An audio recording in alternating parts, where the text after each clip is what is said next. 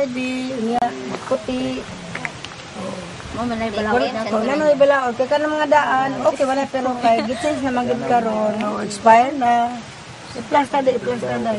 Ayaw mo kaulaw ngayon na. Ano na, bali? Ano na, kay, Ang adlaw pa lang ning tuig 2013 hugot nang gipatuman sa Shrine Management ang pagpasunod sa mga balaod ngadto sa mga posibleng muduaw o mobisita sa maong lugar. Nine Planets representative Shrine Manager Emanuela de los Reyes nangunay mismo sa pagbantay nga bisita ni adtong Pitsa 1 ning bulana. Jim, alang ni adto nga mobisita sa shrine kung walay dalang ID, adunay temporary o visitors ID ang ipanghatag ug aduna sab sila'y giandam nga palda o sayal alang ni adtong mga babae nga nagpantalon lamang.